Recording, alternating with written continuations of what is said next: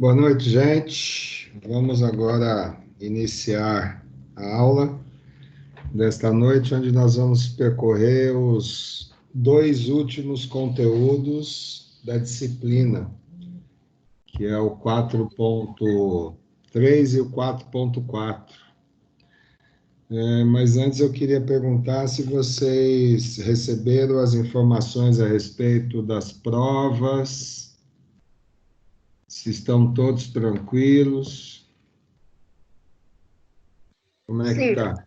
tranquilo não tá não, né? Mas vamos fingir que costuma.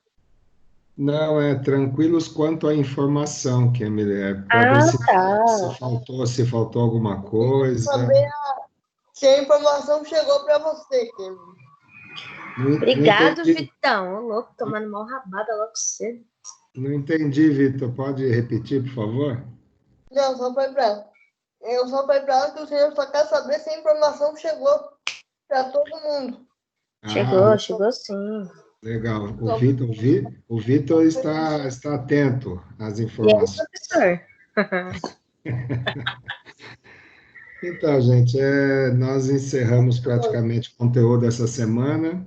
Semana que vem, a próxima, nós vamos ter aí mais um bate-papo em relação à revisão de conteúdos, né? Então, eu espero que vocês venham a semana que vem repletos de perguntas relacionadas ao conteúdo. E não me custa nada lembrar vocês de que a avaliação de segundo bimestre ela conta com todo o conteúdo do semestre. Então, nós vamos percorrer desde a unidade 1 até a unidade 4. Ela é acumulativa, ela não é fracionada, não, tá bom? Então, eu queria destacar isso para que não haja nenhuma dúvida com relação à avaliação. Alguém tinha dúvida ou ainda tem em relação a isso ou não?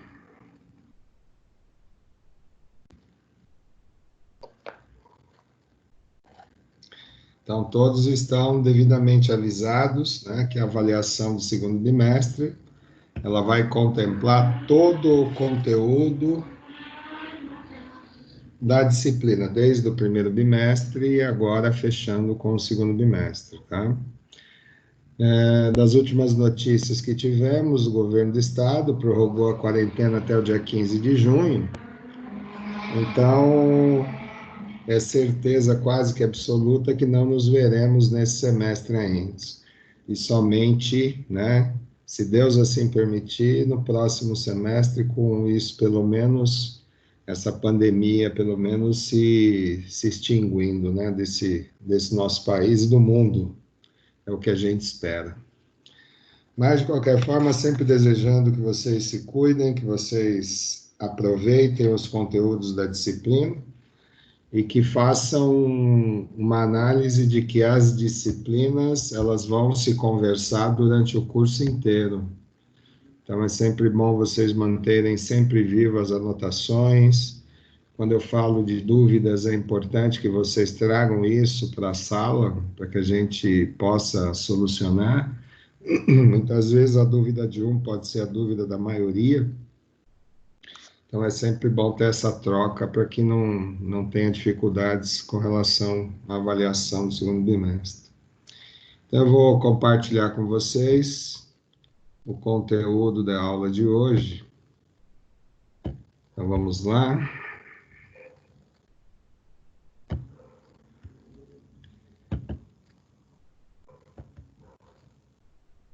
Direito empresarial. A aula que seria do dia 25, que vocês me abandonaram por causa do feriado antecipado, né? Mas não tem problema não, recuperamos esta noite.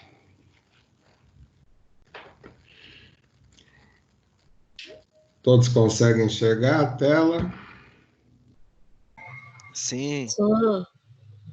Sim. Tudo bem, seu Hector? Boa noite, tudo bem? Eu não dei boa noite que você estava falando, não queria te interromper. Eu te agradeço, mas sempre é bom dar um salve para quem chega, Não Salve, somente, rapaziada. não só você, mas a Alessandra, o Alisson, Salve, brother. Hoje você só tá tomando rasgada, hein, Hector? Eu já tomei uma, você já tomou outra. Elvani, Ó, Devani, nem escapou, hein? Leonardo, Lidiane, Márcia, Matheus, Souza, Matheus César, Paloma, Silvana, Silvia, Tamara, Ô, professor, já falei todos, pô. Verdade, o Léo já falou. Valdir, Victor e Wesley. O meu boa noite em particular, para não se sentirem realmente desprestigiados. Boa noite. Boa noite, professor. Então, vamos lá, né? Vamos inserir no contexto aí dos conteúdos a seção 4.3, que fala sobre recuperação judicial e extrajudicial, e encerramos os conteúdos falando sobre a desconsideração da personalidade jurídica. Então, na aula passada falamos bastante sobre falência e seus reflexos. Dissemos que desde 2005 o Brasil vem tentando buscar novos meios para poder acolher as empresas que passam por crises. Nós vimos lá alguns pressupostos dessas crises, seja com relação à economia, seja em relação à área financeira propriamente dita, a falta de confiança no mercado, perda de bens. Então, desde 2005, quando tivemos uma crise nas companhias aéreas, houve-se por bem, né, dar atenção àquele projeto de lei que justamente incorporava uma nova filosofia com relação à ajuda que o Estado poderia prestar para as empresas, né, que não conseguiam, pelo menos a priori, não conseguiam cumprir com seus compromissos. Então, falamos que antes de 2005, o rótulo, quando se falava em comércio, empresas que não podiam honrar seus compromissos, o conjunto de legislação era muito mandatório, extremamente leonino, e tinha no seu bojo, no seu escopo, a ideia de castigo e não de ajuda, de auxílio, de acolhimento a essas empresas. Então, desde 2005, se vê, né, uma forte intenção do Estado de prover recursos, meios, saídas, caminhos, para que as empresas deficitárias, empresas quase que insolventes, elas consigam realmente respirar um pouco e poder olhar além daquilo que é o presente e poder buscar alternativas para que ela consiga passar pela crise. E a recuperação judicial, ela vem na esteira desse conjunto de legislação a partir de 2005, justamente dando ênfase à possibilidade de se buscar novos meios de recuperar um tempo perdido, um passivo, muitas vezes administrado pelos empresários, e de uma forma ou de outra, né, pelo meio judicial, né, poder criar um planejamento, estruturar esse planejamento, né, seguindo determinado conjunto de regras e poder realmente respirar e poder recuperar o seu negócio. E, além disso, o extrajudicial, que muitas vezes se confunde com não necessidade de uma determinação judicial, mas que, pela própria lei, né, é necessário realmente a anuência de um juiz, porém, de uma forma um pouco mais rápida, dando condições para que a própria empresa, o próprio negócio consiga negociar diretamente com seus credores, né, de uma forma um pouco mais informal, apesar de que deve estar expresso em documento e assinado por juiz, né? E também com relação ao não cumprimento, né, daquilo que foi planejado, daquilo que foi escrito pelo juiz, as penalidades normais que eu sempre comentei com vocês, de que a lei é um caminho reto, mas que quando há desvios, seja de boa ou má fé, a disciplina ela recai sobre o infrator, fazendo com que, de fato, isso aconteça e não venha causar nenhum tipo de transtorno, prejuízo para os próprios credores.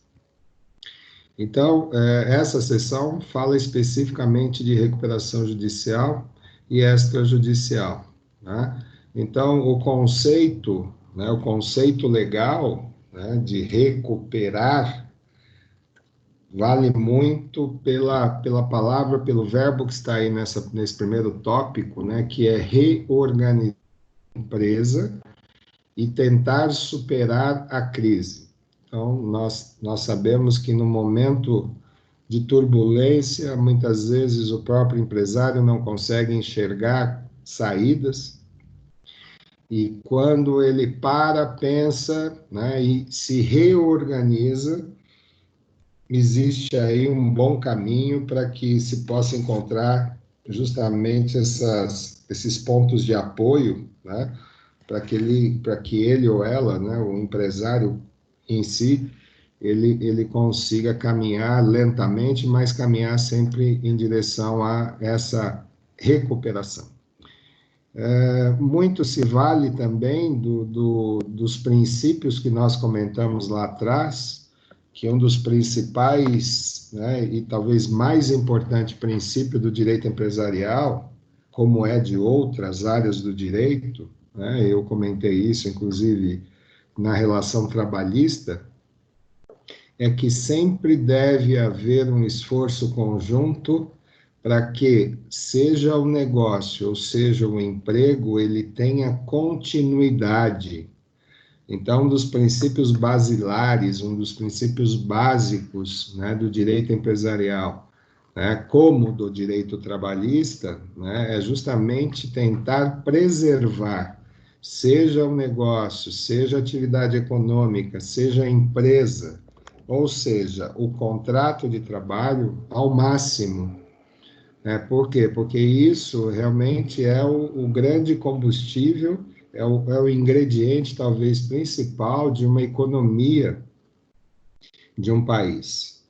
Então, a ideia, né, é manter a fonte produtora, como está aqui, né? Então, quer dizer, manter a empresa produzindo, seja um bem, seja um serviço, para que justamente o emprego venha, surja, apareça, né? E os stakeholders, né, e os credores, eles também se sintam mais tranquilos, com segurança, para poder receber, né, arrecadar aquilo que é de direito, né?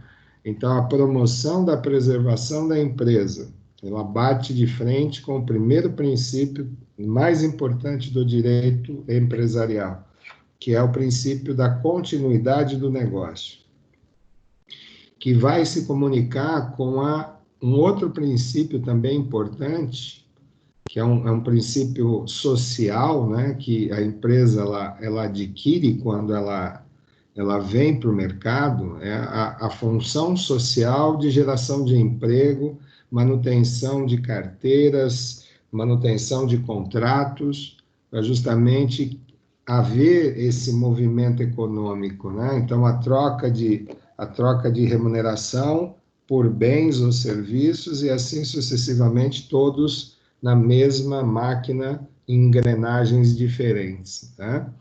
E o estímulo a essa atividade econômica, né? O país não sobrevive sem atividade econômica, né? O mundo vive em função de bens de capital ou de prestação de serviço. Seguindo, né? Então, só recuperando informação da aula passada, para que haja, né, o deferimento, né, o aceite de uma recuperação, seja ela judicial ou extrajudicial, há necessidade de se cumprir alguns pressupostos, alguns requisitos, né? Então, o primeiro deles essa atividade econômica está regular pelo menos 2 anos, tá? Essa atividade econômica nunca ter sido alvo de falência, essa atividade econômica também nunca ter sido alvo de recuperação judicial em menos de 5 anos, tá? Inclusive as microempresas e empresas de pequeno porte, isso chama-se no direito de carência, né? Ou prescrição, e não ter tido, né, condenação por crime falimentar, que significa dizer ter solicitado uma ação, um ofício de falência e não ter cumprido aquilo que está determinado com relação à honra dos seus compromissos, tá? Que é a questão da disciplina que eu sempre toco nessa tela com vocês. Nós temos primeiro a regulação, que é o documento que garante à atividade econômica buscar meios, né, inclusive quando insolvente, para se manter pelo menos idôneo no mercado. Agora, quando isso não é cumprido, né, vem a disciplina, né, que vem penalizar justamente por não cumprimento daquilo que foi oficializado e expresso em documento jurídico. Proposta de recuperação judicial com anuência dos credores, né? Nós dissemos que a recuperação judicial ela parte de uma solicitação daquela atividade econômica em crise, porém, há necessidade de um aval, né, de um ok por parte, né, daqueles que são os maiores interessados, chamados credores, né? Então, quando há essa anuência, então esse documento jurídico, né, oficializado pelo juiz, ele concede os prazos e condições especiais para o pagamento dessas obrigações.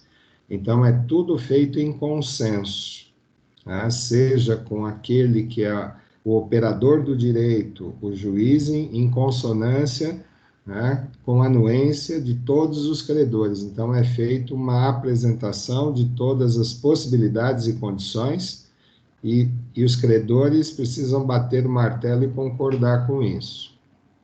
Não sei se vocês conhecem ou já ouviram falar em cisão, fusão, incorporação. Alguém tem dúvidas sobre isso? Senão nós podemos falar rapidamente sobre cada um dos três.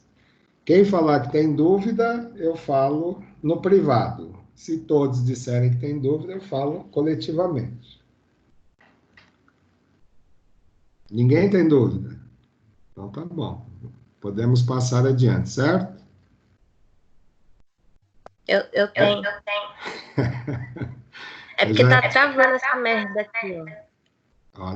Olha que nós estamos gravando a aula, por favor. Professor, tá travando, não é mentira? Não estou dizendo que é mentira. Olha o decoro. Tá bom, tá travando esse sistema lindo. Alessandra, sabe o que é cisão, fusão e incorporação, Alessandra? Alexia, Alisson. Silvia, sabe? Ô, professor, fusão e incorporação até tem uma certa ideia. Agora, cisão é confuso. Não seria legal a gente falar rapidamente um por outro, de repente tira essa sua dúvida? O que você acha, Matheus? Por mim, tudo bem. Tudo bem? Uhum. Então tá bom. Então vamos lá, tento falar assim rapidamente, tá? Cisão é quando uma pessoa jurídica, uma personalidade jurídica, tá? Ela decide dividir o seu patrimônio, né? Então, essa personalidade jurídica está com problemas, né? E ela decide dividir esse patrimônio com 2 ou mais sociedades que já estão constituídas ou não, né? Então, esse procedimento de divisão, de cessão, de parte do patrimônio é considerado cisão. E nós temos dois tipos de cisão, né? Se essa cisão, né, ela acarretar a extinção da empresa original, aquela que está querendo dividir o seu patrimônio, em razão de transferência, é chamada de cisão total. Tá? Então, a empresa originária decide transferir o seu patrimônio todo. Tá? Então, esse é o chamado cisão total. Se a pessoa jurídica, né, a empresa originária, mesmo assim continuar existindo, né? Por quê? Porque ela simplesmente decidiu dividir parte desse seu patrimônio, do seu capital, né, e não total, essa cisão, ela se torna parcial. Um exemplo disso, eu trago para vocês, as linhas aéreas inteligentes, a Gol, né, ela decidiu transferir parte do seu patrimônio, né, para uma empresa, sociedade anônima chamada Smile. Não sei se vocês já ouviram falar. Então, a Gol, né, ela realizou uma cisão parcial do seu patrimônio, né, dividindo ele com uma empresa, uma sociedade anônima de capital aberto chamada Smile. Então, elas duas operam, né, na mesma sintonia, no mesmo canal de atividade econômica, porém, a Gol transferindo uma boa parte, não total, desse patrimônio para essa outra empresa.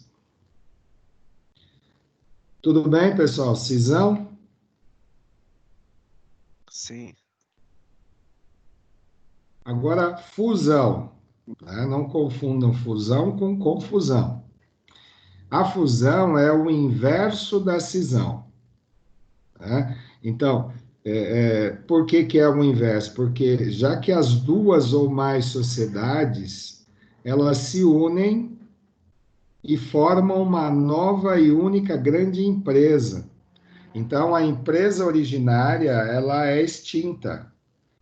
Né? Então, forma-se ali, a partir dessa fusão, propriamente dito, uma nova personalidade jurídica, com nome diferente daquela que é originária.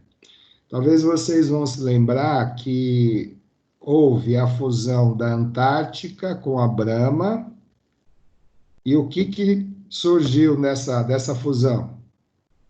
Alguém sabe? Nem os tomadores de cerveja sabem disso? Ei, Matheus? Matheus César, não estou dizendo que você é bebedor de cerveja, mas... Nem sabia que tinha feito essa fusão aí. Professor, surgiu a Ambev? Seria isso? Isso, a Ambev. Né? Então, as empresas originárias, elas deixam de existir e vem uma nova personalidade jurídica, né? Fundindo essas duas marcas, essas duas empresas, né? Na que nós conhecemos hoje como Ambev. Um outro exemplo que eu me recordo é na área de alimentação, que é a Sadia, né, mais a Perdigão, elas se extinguiram e surgiu quem? A chamada Brasil Foods, né, a BRF. Então, nesse caso, é o exemplo de fusão. E a incorporação, né, normalmente acontece em sociedades anônimas, né, sociedades por ação. Deixa eu só permitir aqui a entrada de alguns colegas. E um exemplo desse de incorporação é o Banco Santander. Ele comprou o que nós tínhamos aqui chamado Banco Real, né, e gerou aí o Grupo Santander Brasil. Então, esse é o exemplo de incorporação. Tudo bem, pessoal? Matheus, melhorou a interpretação daquilo que você estava pensando? Não? Professor, sim. desculpa, a incorporação, tenho dúvida. Pois não, Silvana? Isso. Pois não, Silvana. A incorporação, eu fiquei com dúvida. Então, O que essa é seria? uma operação, né, realizada por empresas, sociedades anônimas, tá? Tá. Em que uma incorpora a outra. Tá? Então, eu dei o exemplo: o Banco Santander incorporou ao seu ativo, seu patrimônio, Banco Real. Vamos colocar entre aspas, comprou. Uhum. Então, desses dois, surgiu uma nova personalidade jurídica chamada Grupo Santander Brasil. Tudo bem? Muito obrigada. Incorporar é trazer algo mais ao seu patrimônio, ao seu ativo, seja ele mobilizado ou imobilizado. Então, na proposta de recuperação judicial, né, eu posso ter a alteração de controle societário, né, dependendo do tipo de crise, né, o juiz pode, inclusive, alterar o contrato social dessa empresa, buscando salvaguardar e proteger aqueles que são os interessados, chamados credores. Pode haver substituição total ou parcial dos administradores, inclusive podendo haver mudanças no próprio organograma da empresa, dependendo da quantidade de cargos que a empresa tenha, o custo operacional que essa empresa ela precisa administrar por mês ou por ano. Então, para vocês verem, é um trabalho que não é tão rápido a ponto de se pensar que pode-se haver aí uma reorganização fácil, né, desse patrimônio. Não, né? Existe aí, dependendo do nível, do grau de endividamento dessas empresas, a possibilidade de se verificar, inclusive, isso que eu acabei de falar com vocês. Quer dizer, a ingerência pode ser um dos motivos, né, dessa empresa estar passando por essa crise, né? Então, as pessoas que lá estão gerenciando, gestando esse negócio, pode não ser tão capaz a ponto de se buscar novas alternativas. Aumento de capital social. Desculpem, tive um acesso de tosse agora. Aumento do capital social para, de repente, poder ter uma certa reciprocidade da área financeira. Ou dois termos também encontrados no direito empresarial, chamado trespasse, que é a transferência de titularidade de um bem, seja dos sócios ou seja do patrimônio da empresa, né, justamente tentando proteger o interesse dos credores. Ou arrendamento, né? Então, fazer com que credores usufruam de bens daqueles que são os originários devedores, porém sem ter que tirar a titularidade desse bem daquele que é o seu dono original. Professor, isso daí tudo é continuação da proposta de recuperação judicial? Isso, inclusive voltei à tela original. Ah, beleza. Tá? Então, essas são as possibilidades, né, que uma recuperação judicial pode encontrar como requisito, entendeu? Sim.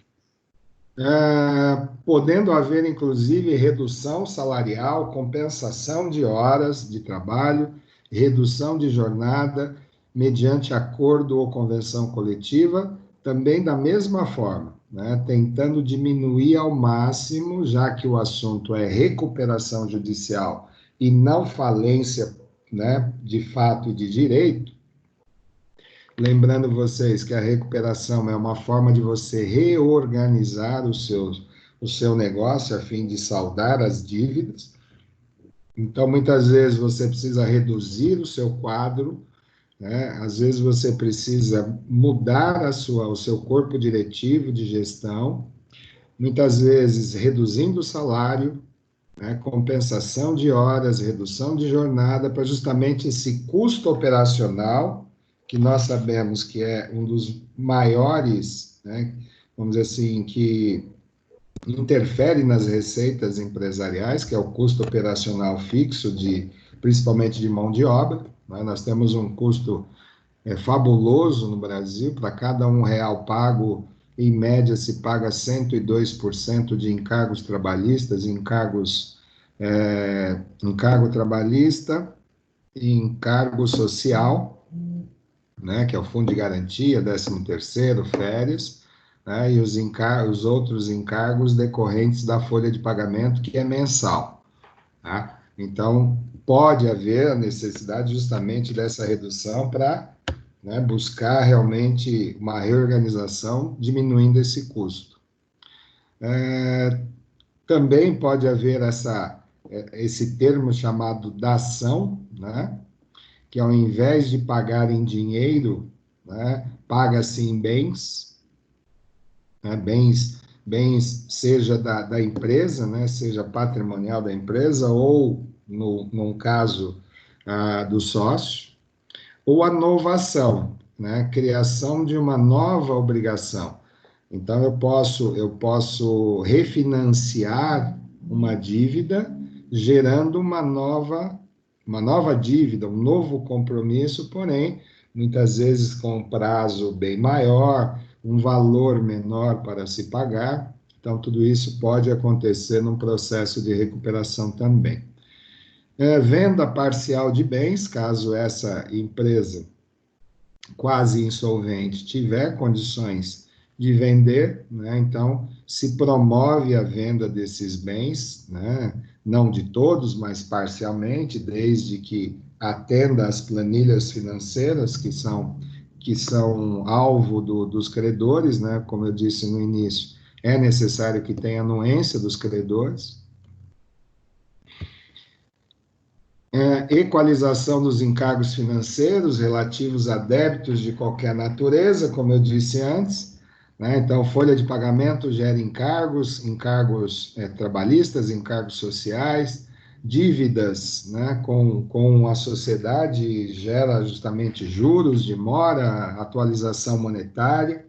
Então, o que se faz é tentar fazer ao máximo a redução desses encargos, porque isso vira a chamada bola de neve, e muitas vezes a dívida principal ela é superada em muito pelos encargos decorrentes dessa dívida, né?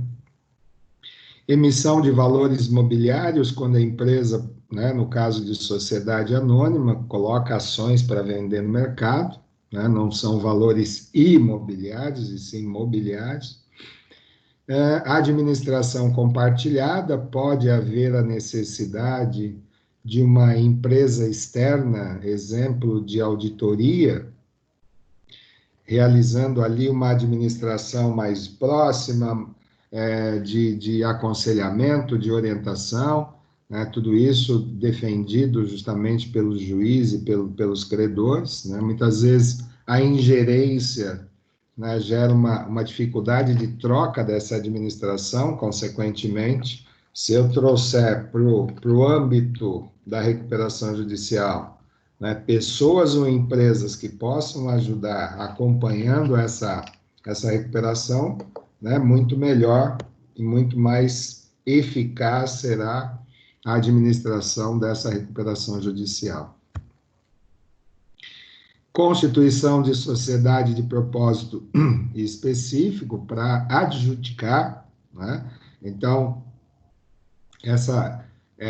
esse acordo, vamos dizer assim, esse pedido de recuperação, né, pode, né, gerar aí, inclusive, a constituição de uma nova personalidade jurídica, justamente para poder defender os interesses da empresa original, né, nos pagamentos dos créditos e os ativos do devedor, e o usufruto, entre outros, ele se comunica muito com a questão da cessão de bens, em que o credor pode usufruir daquele bem em benefício próprio, tirando proveito, porém, sem ter a titularidade definitiva daquele bem, tá? Artigo 54, né? Nem tudo é tão perfeito se não houvesse as limitações, tá? Então, num acordo de recuperação judicial, né, não é possível, pelo menos previsto no artigo 54, né, a previsão de pagamento no prazo superior a 1 ano, e observem bem, 1 ano, para os créditos trabalhistas. Percebam que um grande foco, né, daquilo que é chamado credores parte de uma visão interna daqueles que mais são vulneráveis numa situação de crise numa empresa, que são os colaboradores, que são os terceiros que dependem daquela prestação de serviço. E também aquilo que a empresa tem por obrigação, que é assistir à área de previdência, né? Então, vocês sabem muito bem que parte dos encargos sociais, ou melhor, a maior parte dos encargos sociais, elas vão para o âmbito da previdência. Então, empresas que não são optantes pelo Simples Nacional, elas participam, se não houver desoneração da folha de pagamento, elas arcam com 20%, né, da remuneração de cada trabalhador para o INSS. Tá? Então, não se pode ter um prazo de pagamento maior do que 1 ano para créditos trabalhistas, né? Então, rescisão de contrato, férias, 13º, e aquelas que são provenientes de acidentes de trabalho, os auxílio-doença, né? Então, tudo aquilo que a empresa arca com a sua responsabilidade dos encargos sociais, tá? Perdão, isso, encargos sociais e não trabalhistas. Não é possível previsão de pagamento superior a 30 dias quanto aos créditos trabalhistas com valor de até 5 salários mínimos, vencido nos 3 meses. Então, observem, salários atrasados, né? Então, haverá aí um foco bem maior, né, para justamente saldar esses chamados créditos trabalhistas, né, em menos ou até 30 dias, a partir do processo de recuperação judicial ter sido deferido pelo juízo. Como que se faz, né? Qual é o passo a passo dessa recuperação judicial? Primeiro, né?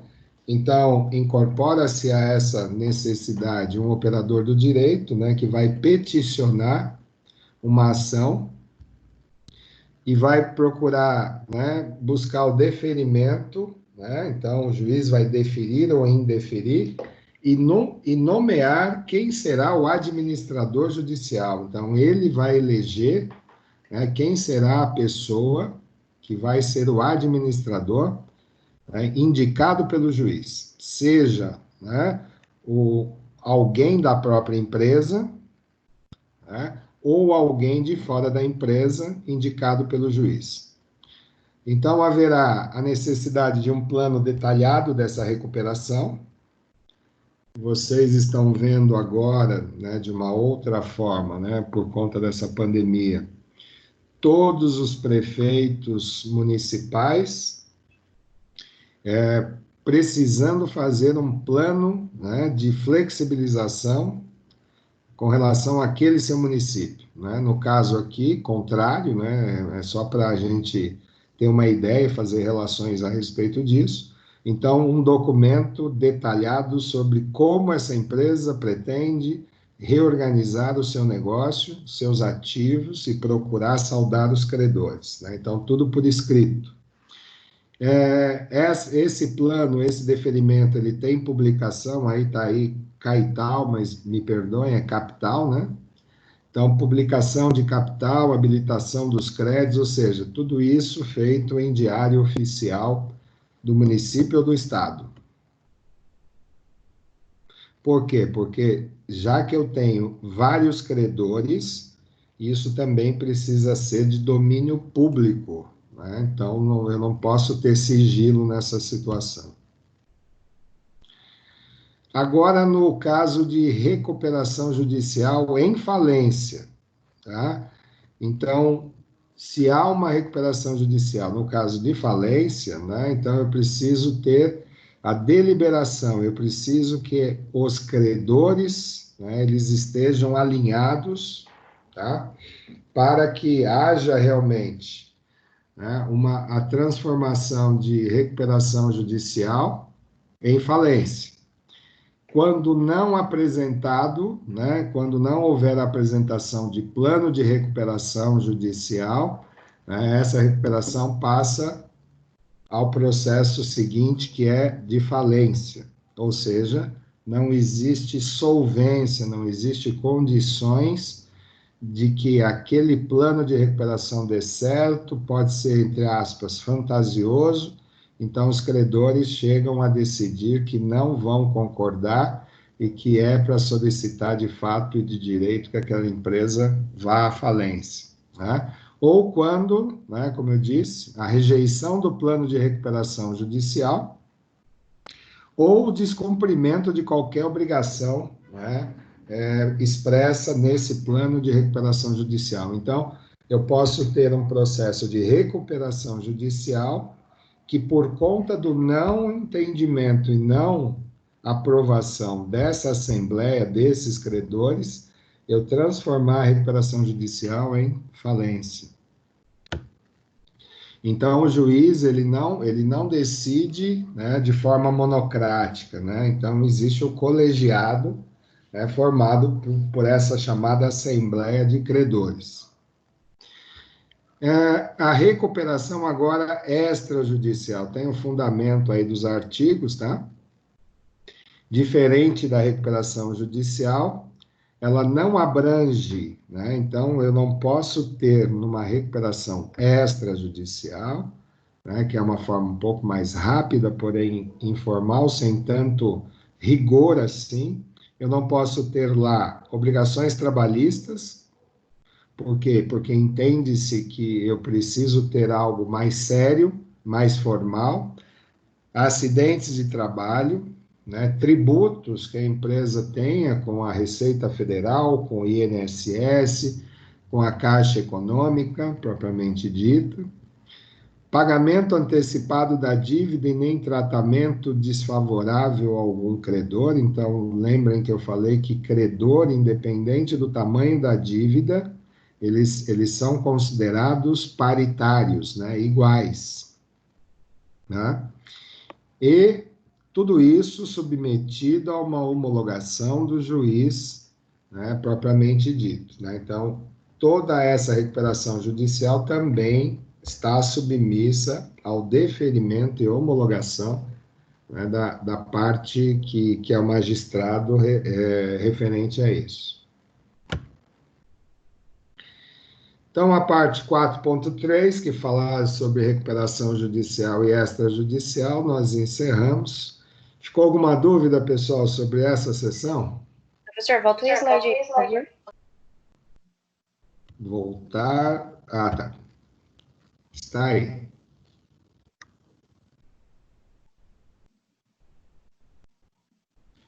Ficou alguma dúvida, pessoal? Entenderam que é uma decisão colegiada e não uma decisão monocrática? Sim. De que eu posso ter de uma recuperação judicial, né, transformar essa recuperação numa falência.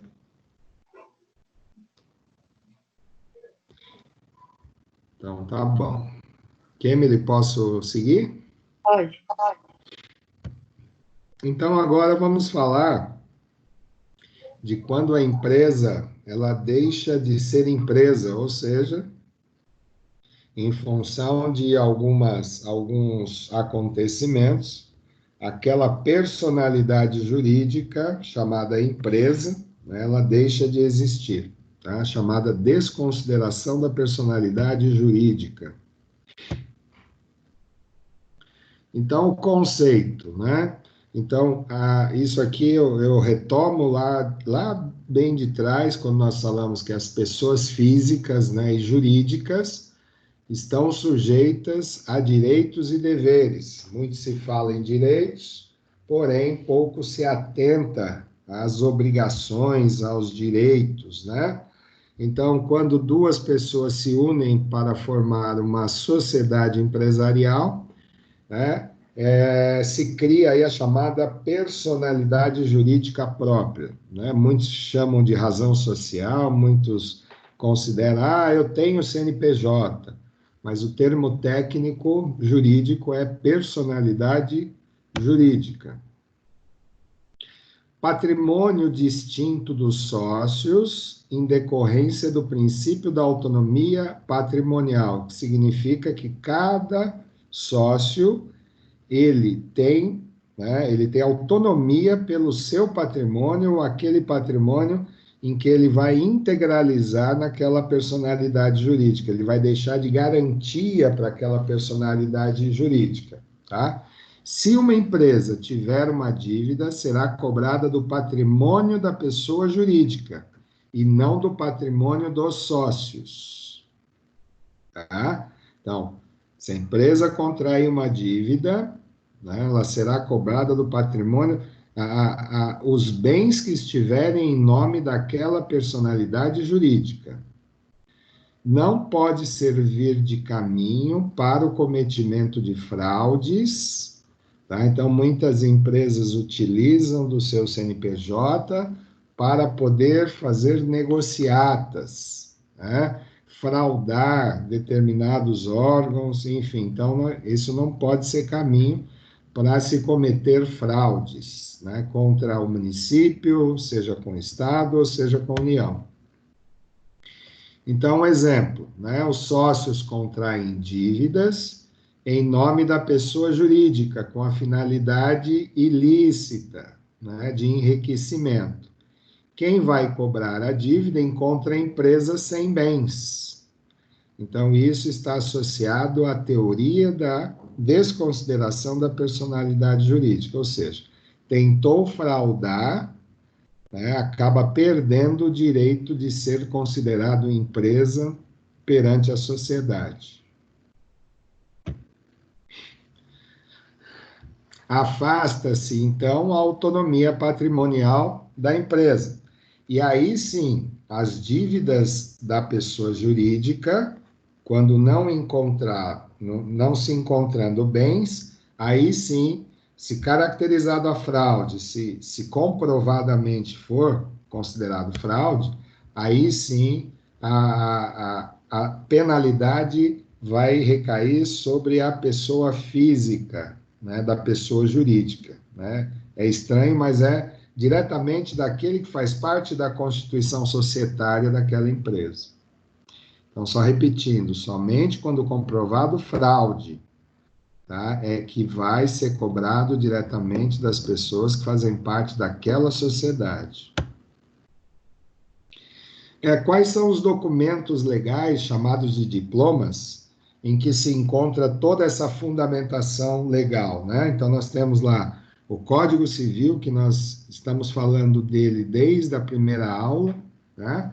O Código de Defesa do Consumidor, que é um documento pertinente também às questões relacionadas à personalidade jurídica, né?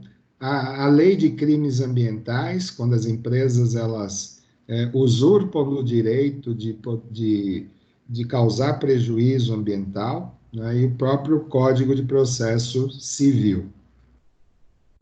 Então, se vocês quiserem, né, substituir diplomas, né, por regras legais, enfim, ordenamentos legais, fiquem à vontade. Em 2019, pessoal, né, surgiu a medida provisória da liberdade econômica. Então, eu trouxe esse texto adicional para vocês, só para vocês terem aí mais um implemento de informação, tá? Então, essa medida provisória, número 881, ela traz aí um conjunto de medidas que servem justamente para coibir fraudes, né, e aumentar a segurança jurídica empresarial. E a Lei 13.874, também, de 2009. Então, no artigo 49, né, está escrito lá que a pessoa jurídica não se confunde com seus sócios, associados, instituidores ou administradores, justamente reforçando o fato de que, se não houver comprovação de fraude, né, o patrimônio pessoal não se comunica com o patrimônio empresarial. A autonomia patrimonial das pessoas jurídicas, ou seja, das empresas, é um instrumento lícito, verdadeiro, de alocação e segregação de risco. Então, pode ser usado, né, para justamente garantias, né, instituídas no caso de dívidas, estabelecidos pela lei, com a finalidade de estimular empreendimentos. Então, quanto mais patrimônio a pessoa jurídica tiver, mais visibilidade, reciprocidade e valor essa empresa vai ter para o mercado, né? Para a geração de empregos, tributo, renda, enfim. Então, essa autonomia da pessoa jurídica, né, ela é verdadeira do ponto de vista, né, em que ela vai gerar empregos, vai cumprir a sua função social, né, vai gerar tributos para o município, para o Estado e para a União. Então, tudo isso descrito no artigo 49 dessa medida provisória. No seu parágrafo 7º, olha só, somente o patrimônio social da empresa responderá pelas dívidas da empresa individual de responsabilidade limitada, hipótese em que não se confundirá em qualquer situação com o patrimônio do titular.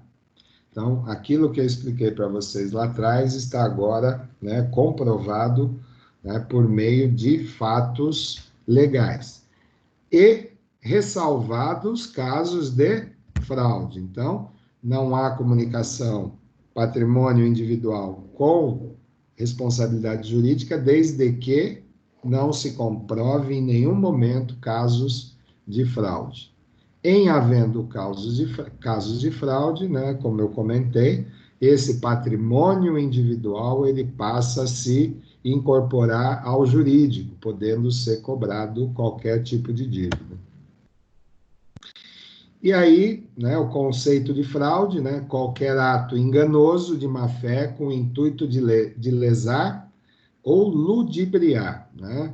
Então, é bom que se diga que esse conceito ele só é julgado por pessoa competente, né, no caso, um juiz, tá? Desde que haja uma ação impetrada pelos credores ou qualquer outra personalidade física ou jurídica que se sentir prejudicada numa relação comercial, né? Abuso, né? Uso excessivo ou imoderado de poderes e a confusão patrimonial, né? Então, devido a essa finalidade, casos em que a pessoa jurídica serve de instrumento para acobertar, né, para enriquecer, né, determinado sócio ou todos os sócios. Então, não se pode confundir empresa, né, personalidade jurídica, com esses atos, né, de fraude, né, de enriquecimento ilícito. E a desconsideração da personalidade jurídica significa que ela está dentro do princípio da autonomia patrimonial, né? Então, sócios e administradores atuem visando o bem comum da sociedade empresarial, tá? Então, se houver, mais uma vez, né, se houver constatado a finalidade da empresa, né, em fraudar os credores, essa empresa deixa de exercer a sua personalidade jurídica.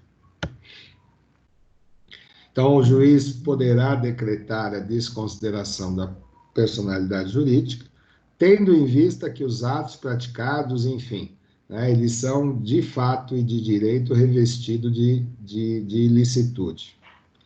Então, busca-se provar a fraude, o abuso ou confusão patrimonial, justamente para satisfazer e salvaguardar os interesses dos credores. Desconsideração inversa da personalidade jurídica. Quando provado que é a sociedade que oculta bens dos seus sócios, acarretando a impossibilidade, né, de satisfação dos seus credores. Os sócios utilizam da sociedade para ocultar o patrimônio pessoal, né? Então, por isso que é chamado de desconsideração inversa da personalidade jurídica. Não são os sócios que utilizam da personalidade jurídica para enriquecimento, tá?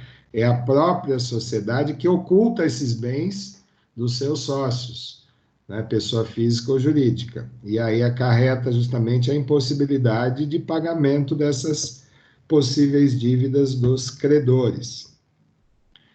Então, não atinge a sociedade pela fraude, nem anula ou dissolve uma sociedade jurídica. Ela preserva a empresa e possibilita a preservação dos interesses daqueles que são sujeitos dessa empresa, que são sócios, colaboradores, fornecedores e outros mais, tá?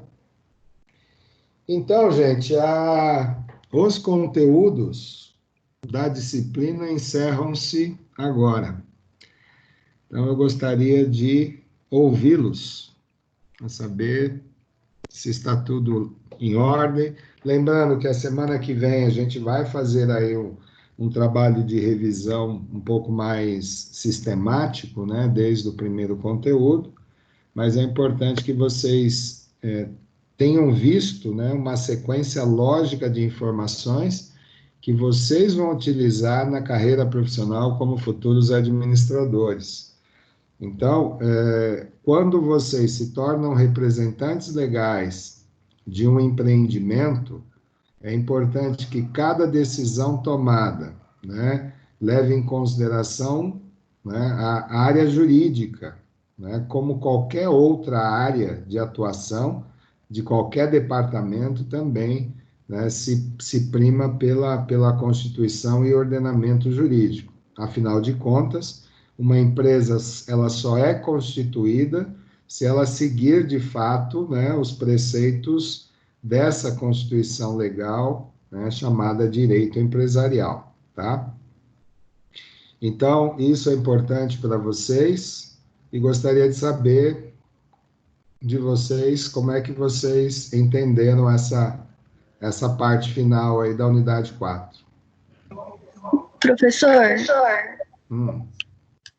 eu tenho uma dúvida. Pois não. Peraí, deixa eu só achar o slide que eu estava lendo aqui.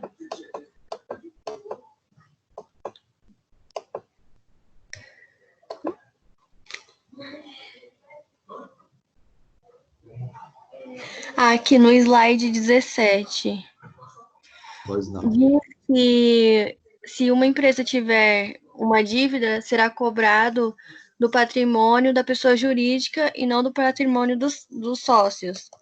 Sim. E aqui no slide 19, diz que as dívidas da pessoa jurídica serão cobradas diretamente dos sócios. Aí eu fiquei em dúvida nisso.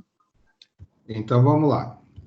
Slide 17, tá? Se uma empresa tiver uma dívida, será cobrada do patrimônio da pessoa jurídica. Tudo bem? Sim. Por quê? Porque o patrimônio dos sócios não se comunica com o patrimônio da empresa, correto?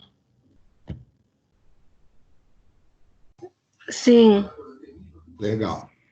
Quando nós falamos que as dívidas da pessoa jurídica serão cobradas diretamente dos sócios, é quando houver, tá, a fraude.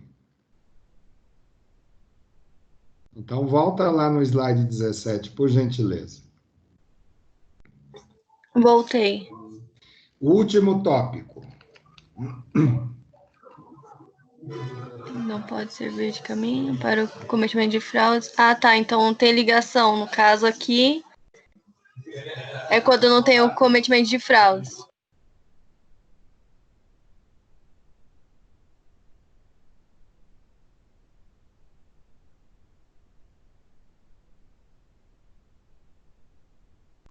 Viu, Alex? Você pode contrair uma dívida, você como pessoa jurídica, sem nenhum problema. Você pode passar por crise, isso é natural, tá? O que não pode, né, é você utilizar da personalidade jurídica para cometimento de fraude.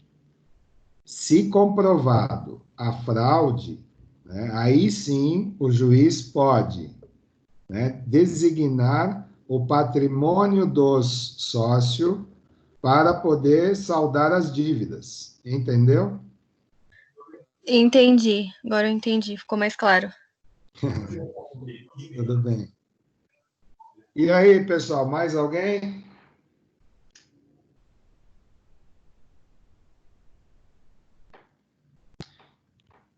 Então, mais uma vez, foi um prazer ter sido professor de vocês, da disciplina. Na próxima semana, faremos aí uma recapitulação.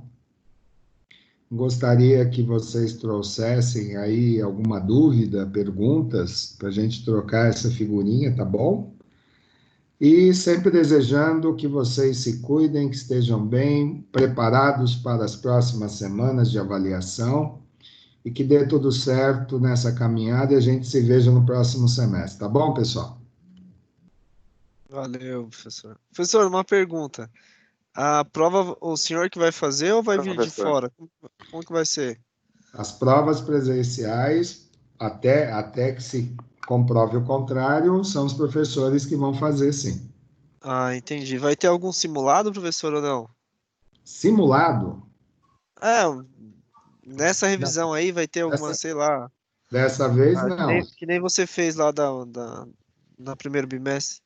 Dessa vez, não. O primeiro bimestre foi tranquilo, mas segundo bimestre, agora, por isso que eu estou fazendo na próxima semana uma recapitulação. Então, por isso que eu gostaria que vocês trouxessem alguns pontos importantes para a gente discutir. Beleza. Tá bom? Fechou. Gente, um abraço grande, fiquem com Deus e até a próxima semana, tá bom? Tchau, tchau. Obrigado, professor. Tchau. Tchau, obrigada. Falou, professor. Obrigado. Tchau, tchau.